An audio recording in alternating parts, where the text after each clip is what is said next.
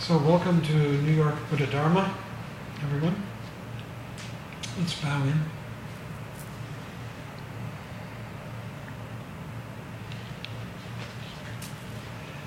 And tonight we're on the very last chapter of the Profound Treasury of the Ocean of Dharma, Volume 1, which is the Hinayana volume. This chapter is called Taking the Teachings to Heart. The title doesn't seem to really reflect the contents of the chapter to me, but it's close enough. Government work, as a friend of mine used to say. So he makes the point that, and this is appropriate for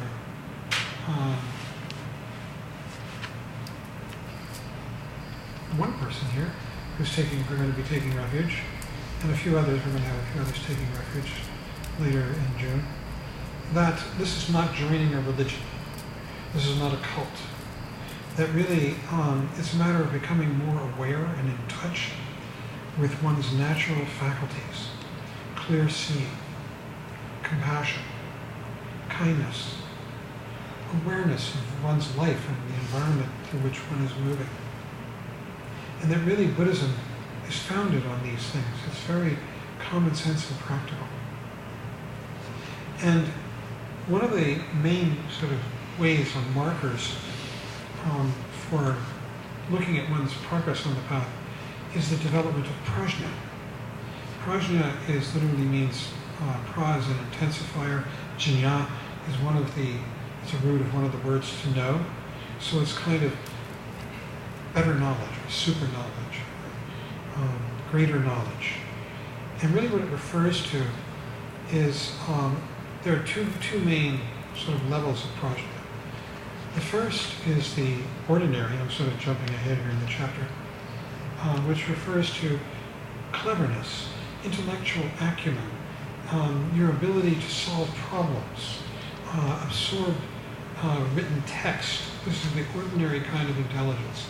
And the more one develops that, which meditation helps you do, the more intelligent you become, incisive in a very conventional sense. Being able to be good at business or whatever you might be doing. If you're a writer or writing, it's intellectual acumen. But beyond that, it refers to a more transcendental faculty, which sees the world as it is, stripped of preconception, stripped of judgment, stripped of good and bad, of any kind of doubt, stripped of the echoes that come to us from our past and overlay the present. Instead, prajna has to do with the clear faculty of being able to see in the present. And this relates very much to the topic that we covered last week, the week before last week was Memorial Day, when Trungpa Rinpoche talked about the fact that this faculty, in fact, wisdom altogether, meditation, awareness, really true meditation awareness altogether, is not something we develop, we acquire, we build. It's already there, fully formed in us, not even in us, in our lived experience every moment. It's just that it's overlaid with doubts, thoughts, fantasies, emotions, other problems and relationships, which come in and sort of take our attention away from this ongoing, clear awareness, which never stops. It's here all the time. It's what allows us to see each other in this present moment, to hear these words, to feel our bodies as they sit on the cushion with our hands on our legs. It's the six knowables. Objects of sight, sound, smell, taste, touch, physical sensation, and mental events. All of these are arising and passing away in the present moment, unstoppably. So when we meditate, we bring our minds back to this space of the present moment. and with these very temporary arising and passing phenomena, which arise and pass in the present. Now I'm looking at Rich, now I'm looking at Marie, now I'm aware of her green shirt, now I'm paying attention to my voice. All of this is changing in the present moment. And the quality of prajna is that when one comes back from thoughts, from stories, from judgments, from all kinds of evaluations, and rests in this clear awareness, prajna is the clarity of that awareness. Prajna is the clarity with which all phenomena are revealed in this space of the present moment. And it's natural to us. Not only is it natural to us, but it's very soothing. It has the quality of cutting through Sturm and Drang, comes to mind, of any kind of emotional upset, of the kleshas. The kleshas are the defilements. And the kleshas always have to do with imaginary relationships between me and Becca, between me and Richard, between me and my voice, between me and my bottom of the cushion. These imaginary relationships that we think about, and they are full of all kinds of emotional confusion and corruption, like passion, jealousy, anger, desire, envy, pride. All of these are the kleshas. And prajna, when we come back to it, when we come back to this clear, open awareness, that clarity, the prajna, cuts through all of that emotionality. And we achieve a kind of, we don't achieve, it's there already. It's a kind of kindness, a kind of peace that comes along with prajna. And this is his point in this chapter.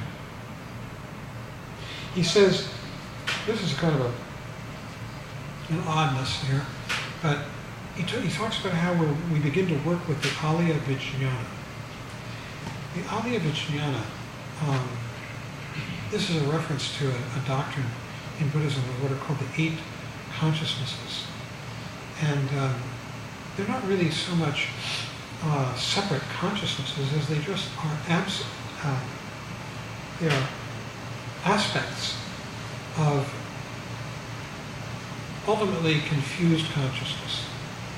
And so what the 8 are, these 8 consciousnesses, are the fact that we see objects, hear sounds, smell smells, taste tastes, have physical sensations of touch. Those are 5, the 5 sense organs. That we see our mental events, that's the 6th. The 8th is the alaya, and what the alaya is kind of a clear, open, literally it's referred to as the storehouse consciousness, or the ground consciousness. And it's really what I've just been talking about, this clear, open awareness that we can come back to when we give up thought. And the alaya has 2 modalities. I haven't given you the 7th yet. We'll come back to that. The 2 modalities for the alaya are confused and enlightened. In its confused aspect, the alaya is that sense we have of self, this feeling that there's an I back there that has been going on through time. And it is roughly the same as it was when we were 3 years old. It's just that other stuff is accreted on top of it. But that basic sense of I-ness comes with the alaya. And what it is also, the alaya is the storehouse, and what it stores are memories. So right now nobody's thinking of mother, but now you are, because I triggered it. I said the word mother, and an association comes out of the alaya. A memory of mom, maybe even a picture of her, is triggered and comes out of the alaya. It was when the memory of mother was there, and then it's triggered. It comes out of the alaya in one of 2 ways. Either an external event, like me saying mother, triggers it, or the alaya just kicks it out, which it does. The alaya churns out this stuff. So you'll be walking down the street and all of a sudden the thought of your mother will come into your mind. At night, the alaya kicks out all the stuff of your dreams. It just churns it out. So that's one aspect of the alaya. You might say that's the confused aspect. The other aspect is the enlightened aspect, because the alaya is all of this space with all the phenomena of the six nobles arising in it, that is always there, and we can come back to it. And really what we can do is when we do our meditation practice, one way to describe it is resting in the alaya. You come back to this clear, open awareness. It might be your neurotic alaya, which is the storehouse. It might be the enlightened alaya. Doesn't matter. It really doesn't matter. Because what matters is that you're coming back and resting in clear awareness. Coming back out of thought, out of the emotion, and resting in this clear awareness of the storehouse, the alaya. It's also called the ground. In Tibetan it's kunji, and they talk about this a lot, especially when you get to Great Perfection teachings. So the seventh consciousness is, I'll just mention this briefly, you have to have the other seven in place before you can talk about the seventh. It's called the defiled consciousness. And what it is that it's that part of your mind that looks back at the alaya, at all those memories, even when you're not thinking of any specific memory, but there's that feeling of your past, where you've got this history. And it looks back at that and says, oh, that's me, I. And it sets up a dualism of the perceiver of the alaya and the alaya. That's two things. And the perceiver of it is the I, and that's where the I arises. They call this the defiled consciousness, the defiled mind, Klusto manas, defiled mind. So that's the seventh, just to give you the full ground. But a lot of what we do in meditation is to come and rest in the alaya. And if it's the ego alaya, doesn't matter. Because eventually it'll refine itself. If you keep coming back and relaxing into that sense of that open awareness, eventually it becomes enlightened mind, or enlightened awareness. And prajna grows and grows the more you do that. This is why in the chapter before last week, he emphasized so much that it's a part of your being. You don't have to create it. It's already there. It's a matter of coming back and relaxing into it. This is the practice. Coming back. It's already there, waiting. All the time. 24/7.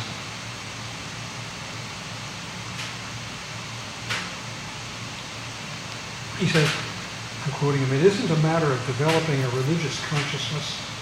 It's simply being fully present and knowing how to comprehend the realities of life. He says of the prajna, the clarity of this vision is more like having enough openness to choose the right thing at the right time, making otherwise unworkable situations workable.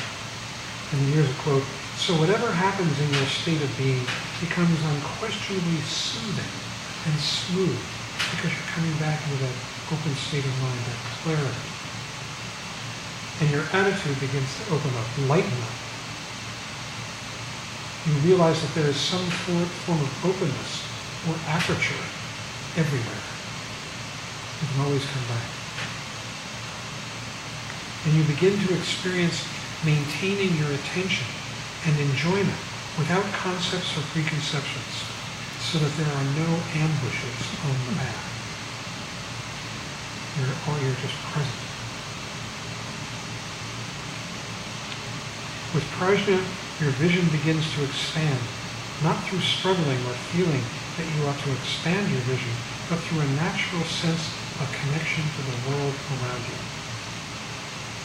So simple, isn't it? I mean, any comments? Does this make sense? Yeah? No? And this is, with prajna or sharak, the teachings of the Buddha no longer seem monolithic or overwhelming. They become as natural a part of as if the Buddha were talking in your brain. And this is the point that these teachings, see, the more we practice them, the more they become and feel like common sense. Just a description of the way things are. It's helping us see things and understand things more clearly. Now, there are these three aspects of prajna, which are also sometimes called the three wheels of learning. And they are study or hearing, chöpa in Tibetan, and contemplation, which is, what was the Tibetan word for that?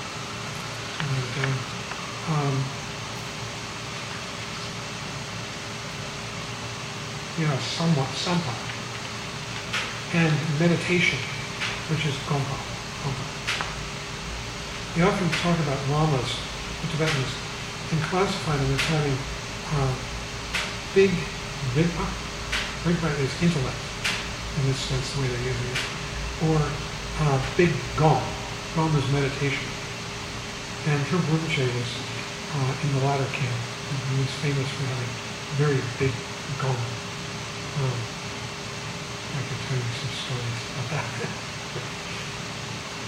So hearing.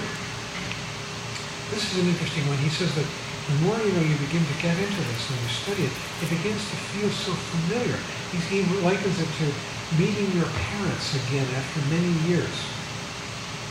For those of us who have nice relationships with at least one of our parents. The Tibetans didn't have the conflicted familiar relationships as much as the Americans and Westerners do. He said it's the feeling of experience, recognition, reconnection, this hearing the teachings. You're reconnecting with something from a long time ago. This feeling of history. It has been a long, long time since you lost your connection with something or other.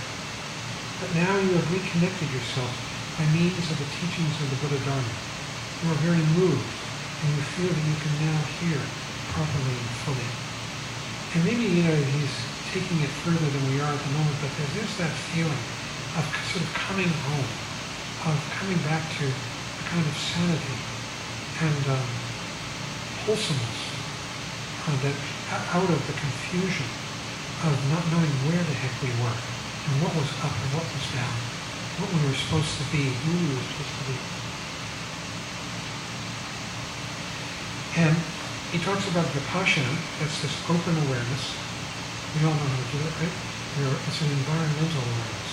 We rest our minds in this present moment, not fixed on an object, but the focus is wide. It's the environment. And he says that this was a practice inspired by prajna. Prajna is the development of awareness, and prajna is the product of awareness. So when we rest our minds here in vipassana, prajna is the product. It's the clarity, clear seeing, that smoothness, the peace. He says, he talks about this hearing, and that's with all of your senses.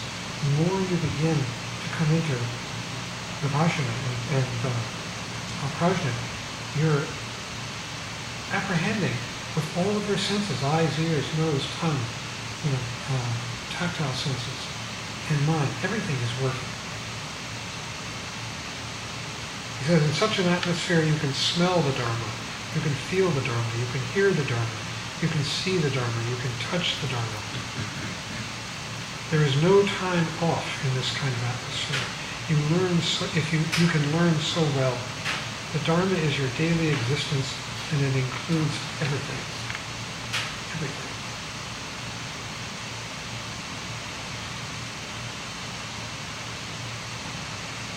So the first Dharma principle is that you could study and learn basic Buddhist logic and terminology. You're a good practitioner, and you could transmit what you have learned to others. That's good to do. And up at the Westchester Buddhist Center, we're training teachers, people who've been studying, practicing for a while. And I look forward to get to the point where we can do that here, and people here will start teaching. You begin to feel that there is no mystery. You could explain everything. The Dharma makes it all clear. It's so simple and open.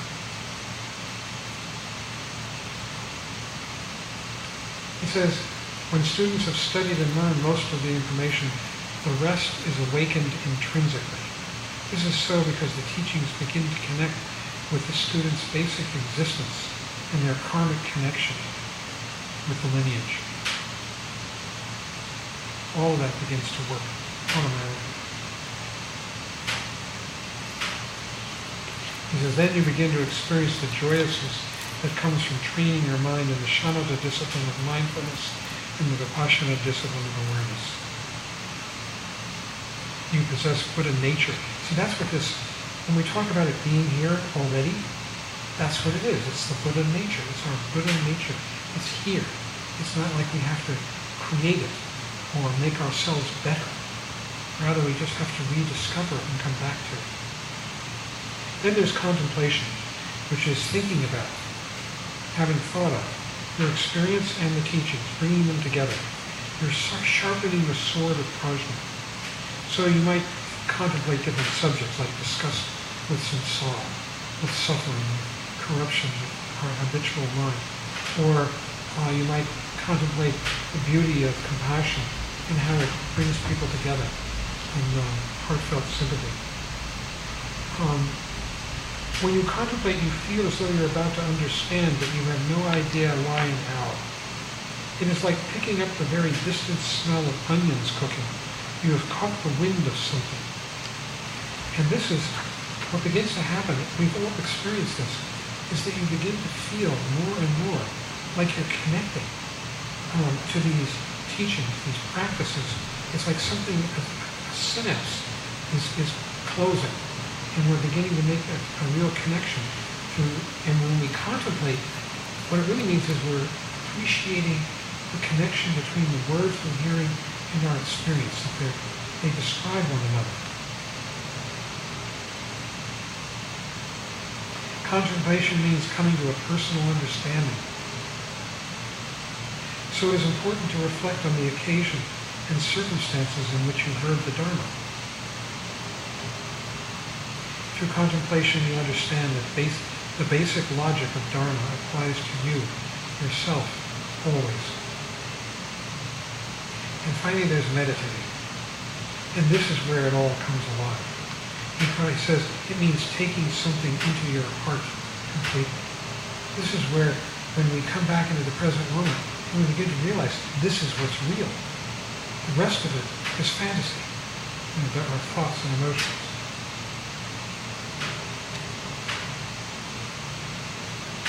You need prajna, discriminating awareness, which enables you to see how terrible samsara is, and freedom from samsara is quite wonderful. He says you're actually, through meditation, working on a process by which you could overcome your defilements, your kleshas, your stupidity and ignorance.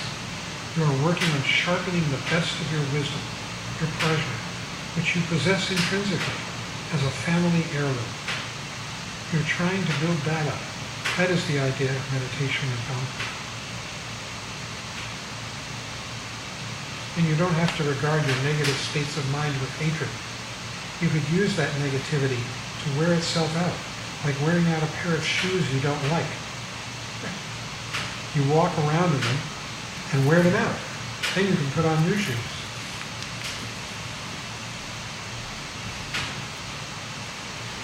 He says, and none of these disciplines arise unless you become a refugee and practice shamatha and vipassana, which everybody in this room has done or is doing. So that's the end of that talk.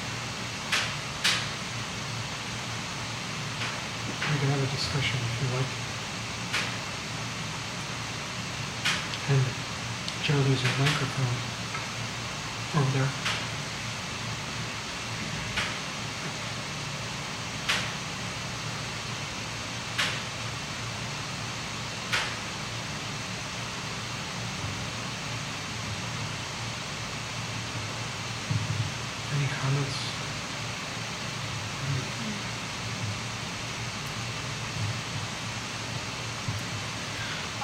When you talk about prajna, are there some levels of prajna when the clarity is not that strong, and like when you're a beginner meditator and your prajna is like less clear but it's still like Is this a process, a stage?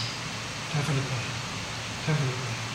It intensifies as we tread the path. And, when you really, there are levels and levels to prajna. It's interesting.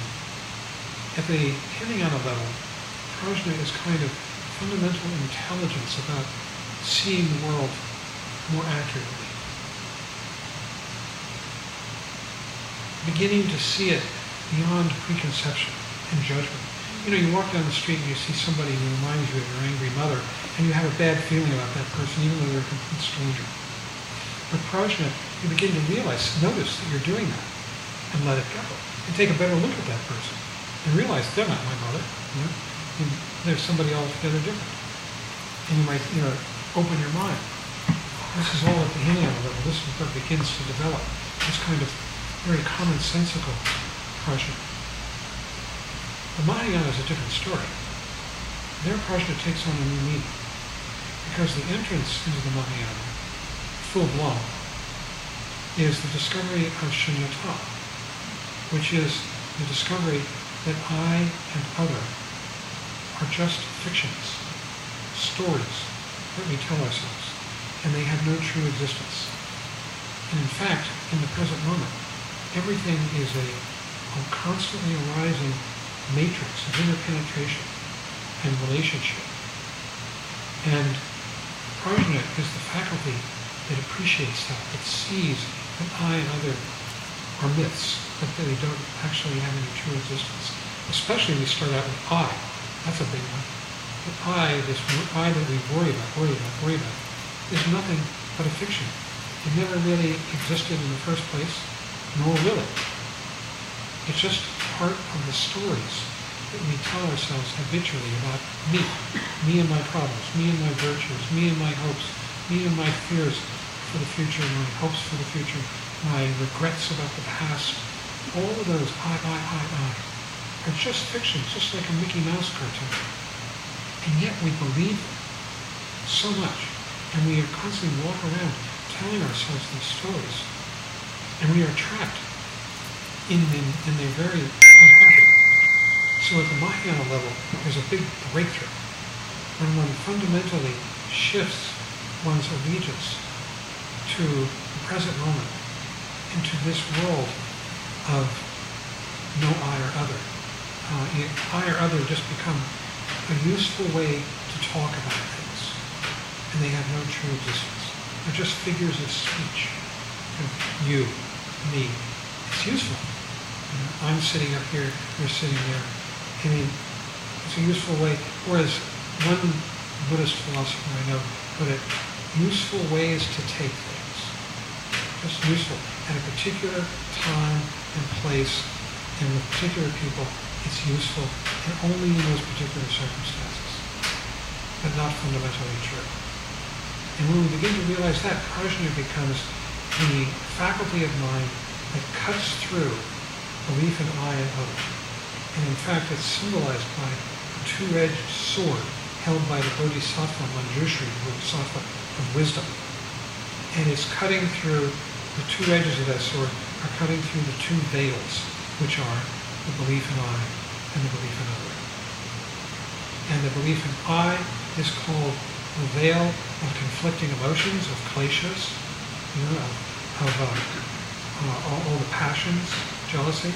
And the veil of belief in other is called primitive beliefs about reality. That's a good one, isn't it? Primitive. And the sword of Manjushri cuts both veils. And that's what happens in the Mahayana. And prajna is that sword of cutting through and freeing us. And then, in the Vajrayana, that whole issue of becoming free from confusion is old hat. It's like you're not going to walk around saying, thank goodness I'm free, thank goodness I'm free. After a while, you put that away. And then prajna becomes the quality of mind that so beautifully and accurately appreciates the vividness of this phenomenal world and wants to explore it and takes delight in it. in the way it speaks to us all the time, telling us what it is. And each person, each event is carrying messages of what they are to us. And prajna becomes that faculty of curiosity, of appreciation in the Vajrayana. So it's got these three levels, right? The first level is really sort of intelligence that begins to see the world more accurately. And I mean, there's a meter level below that, which just refers to sort of commonplace, everyday, problem-solving intelligence. But then when we get to the Dharma, it becomes this ability to see the world accurately. In the Mahayana, it's the sword that cuts through and reveals shunyata, emptiness, empty of I and other. There's no I and other. A two-edged sword. They say that the entrance into the Mahayana, the first bhumi, which is the full-blown discovery of shunyata, which is really freedom. See, freedom from neurosis, freedom from ignorance, freedom from suffering, gross suffering of neurotic mind. And so that first bhumi, that first stage of the 10 that make up the Bodhisattva path, is called great joy. It's the discovery of emptiness. And emptiness comes along with prajna. Emptiness is actually made up of two elements, prajna and compassion. They are two sides of the same coin, and together they constitute emptiness. Because when you see the world stripped of I and other, then everything is in union. That's the compassion. That's communion. Thanks, great question. It's beautiful stuff.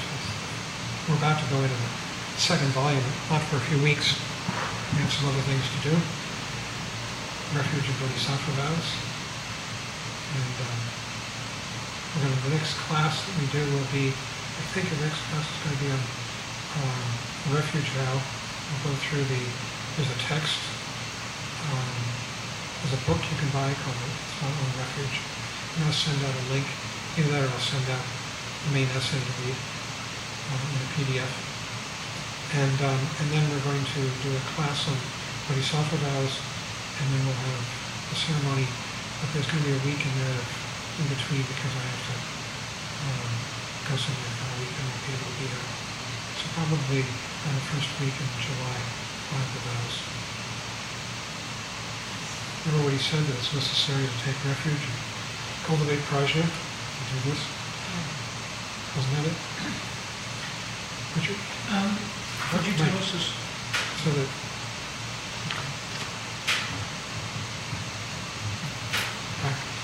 yeah. Could you tell us a story about Trungpa and the Gum?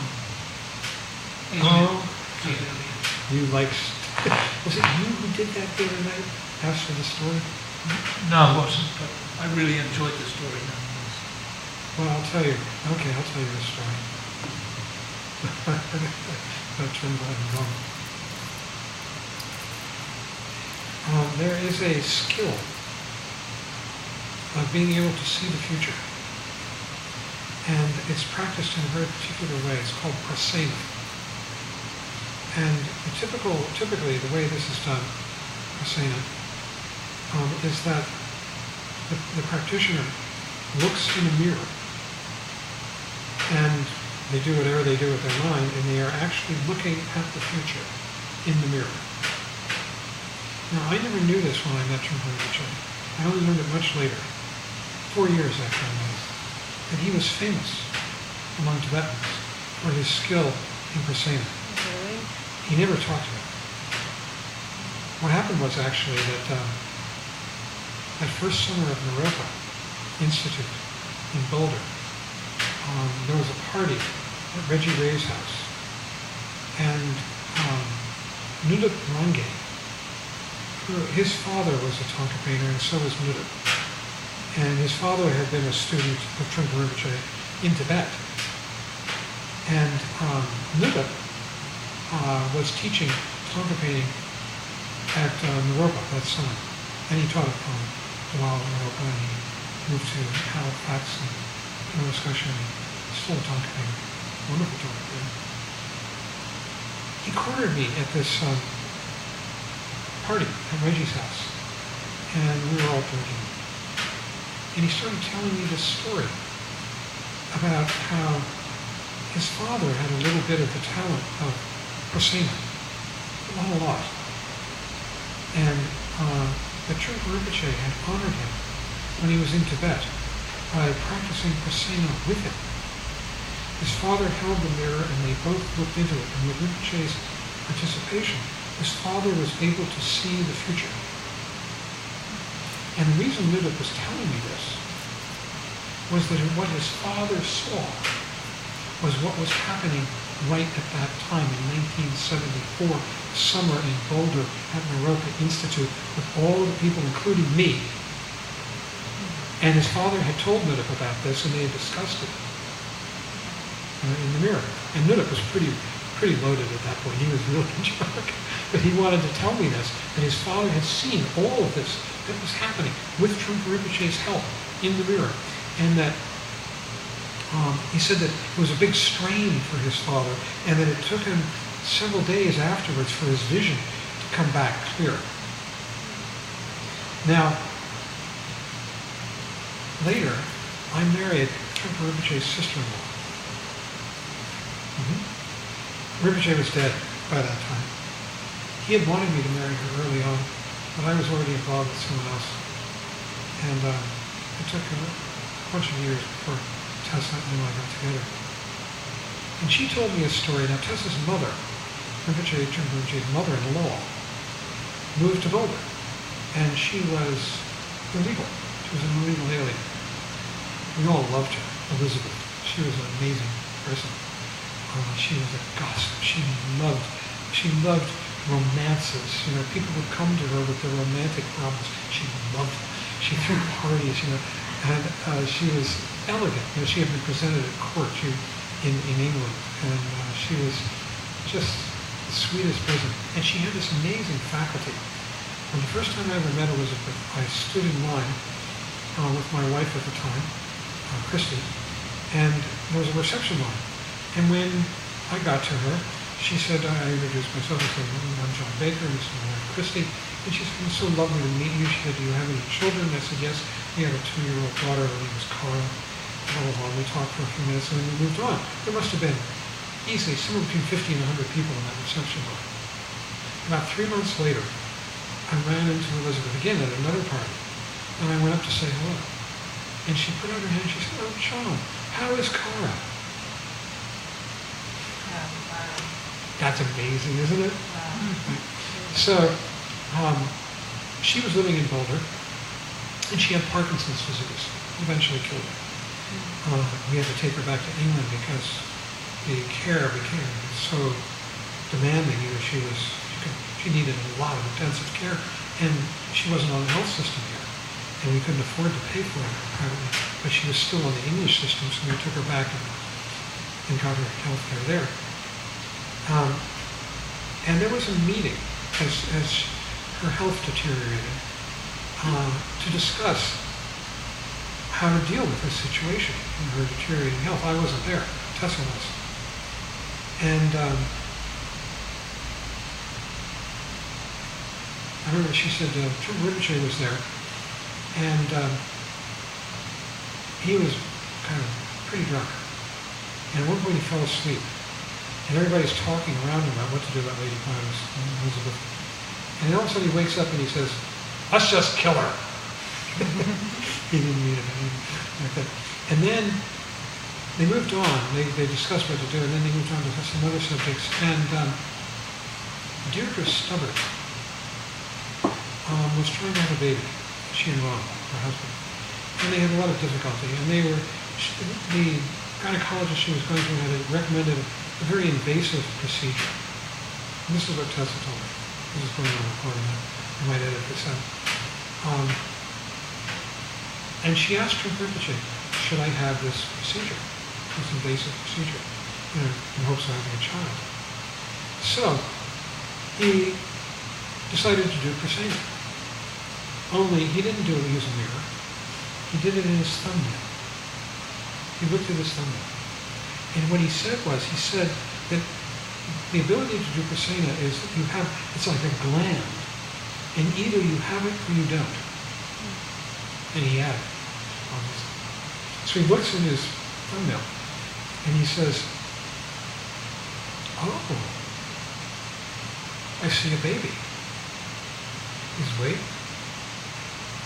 There's a red circle around the baby. And there's a red line going across the circle. No baby.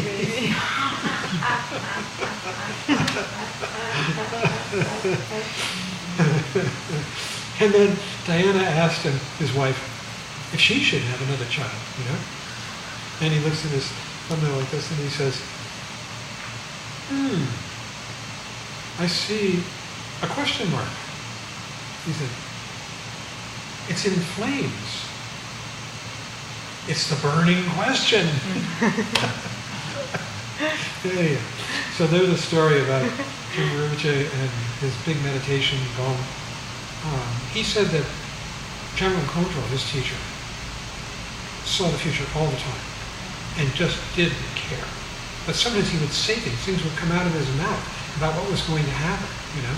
And then he'd just go on. I feel like it was just sort of common conversation. So evidently people can develop these kinds of powers through meditation, but it's nothing that you want to,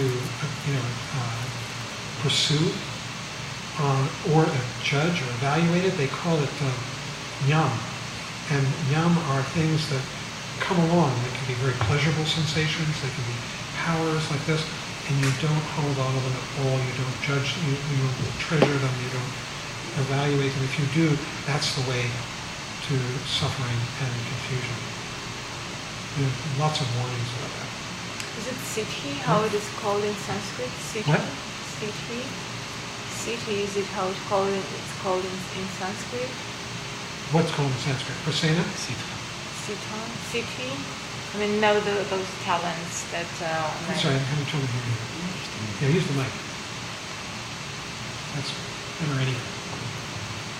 Are those talents called siddhi? Siddhi. Yeah. Siddhi, yes. Yeah, Siddhis. Siddhi. Siddhi means power. Yeah. Mm-hmm. Yeah, in Sanskrit, right? Exactly. Yeah. Right. Siddhi means power. There are two kinds of siddhis. There are the mundane and the transcendent. And the mundane are powers like this, what I'm describing. And the transcendent is enlightenment itself. That's the supreme siddhi. Enlightenment understanding. Yeah, Alejandro. So thank you, Richard. That was fun. Thank you. It's interesting that that he referred to it as being like a gland. Yes, he said that it's not like he said the gland is what gives you the ability to do it. Yeah, my mother had it very, very strongly, and she could describe the future in great detail, and it frightened her, so she shied away from it. But every now and again, Oh, she had that. Yeah. she had the gland really well developed. Yeah. Really? She saw the future. Absolutely. Oh, amazing. Explicitly. Yeah. But she didn't cultivate it because it frightened her. I understand. She had the gland. Alejandro. There are three elements that you describe, which the first one is study hearing, the second one is contemplation, and the third one is meditation. And my understanding of meditation on the Vipassana level is that it strengthens the second one, or the contemplation element, very strongly in my experience. I was curious about what is the difference between the third element, or gom, or meditation practice, and upaya, or skillful means. Is there a difference between the two? Well, it's kind of like, the old story about the blind man and the elephant, And there are a bunch of blind men, and they encounter an elephant, and one of them feels its leg, and says, oh, it's like a tree. And one of them feels its ear, and says, oh no, it's like a huge leaf. And one of them feels its trunk, and says, oh no, it's like a big snake. Right? And these words are all describing different aspects of of reality. So when we talk about meditation, we're talking about working with our minds to bring them into tune with reality, to wake up, to find our Buddha nature and live in it, live it. Upaya is one of the things that comes along with.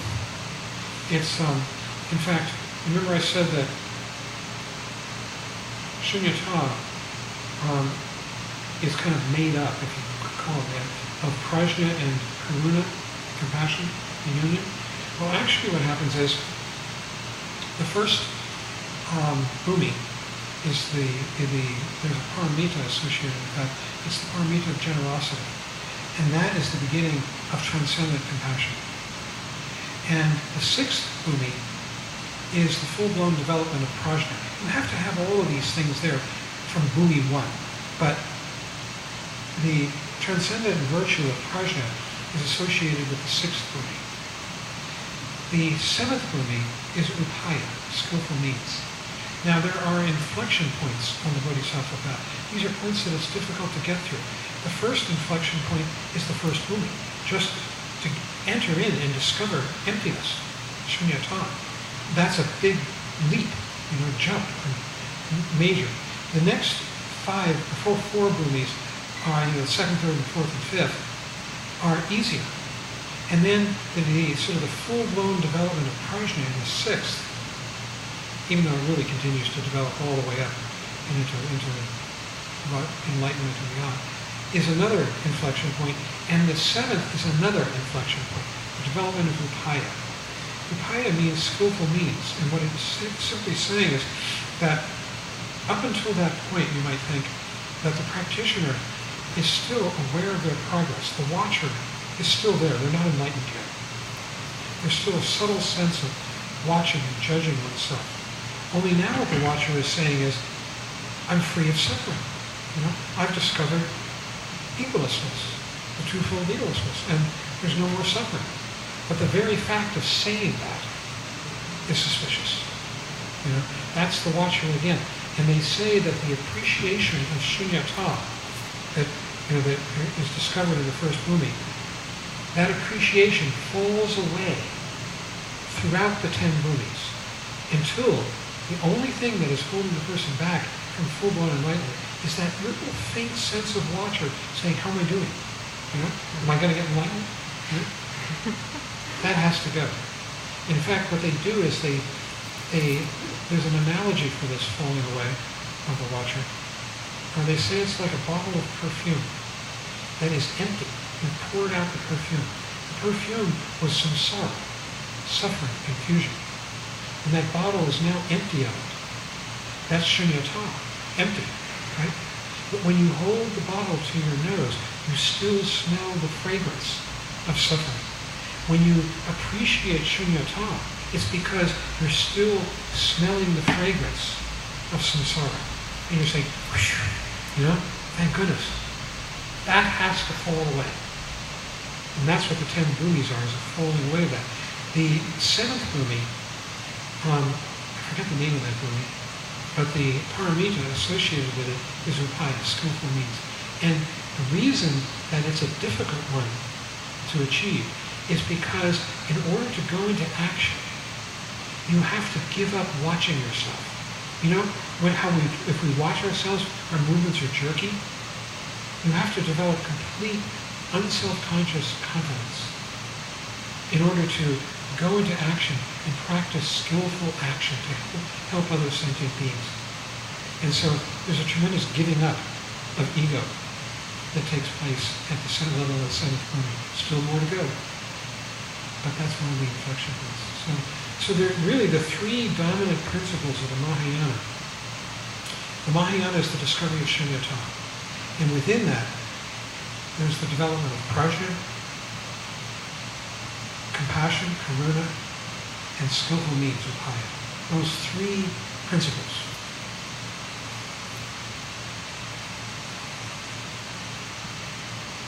Great question. Thank you. Beautiful stuff. Isn't that amazing, that analogy for the 18 stages of the falling away of shunyata. And what you're doing is you're getting rid of the odor in the bottle, the odor of what? Of samsara, confusion, emptiness. It's gone, but you still smell the fragrance, and you're saying, whoosh, thank goodness it's gone. How do you get rid of the smell then? You just come back and you begin to realize more and more that it's just ordinary this. You know? It's letting go of appreciation, letting go of that watcher. The watcher sitting on your shoulder and saying, look what you've done. Gotta let it go.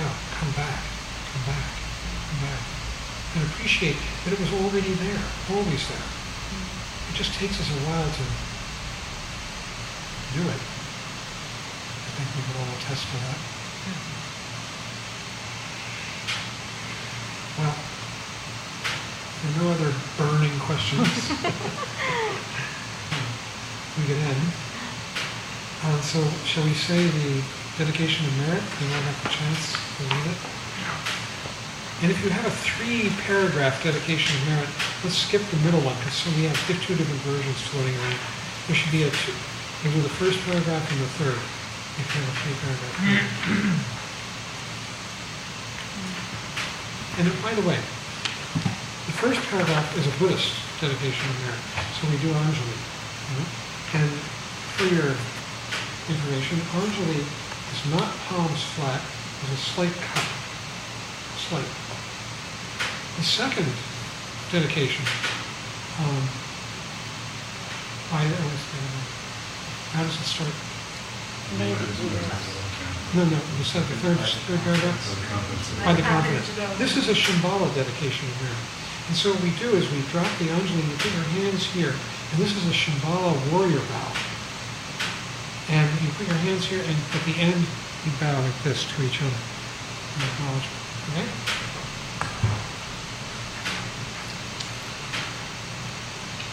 All right, I'll ring the gong.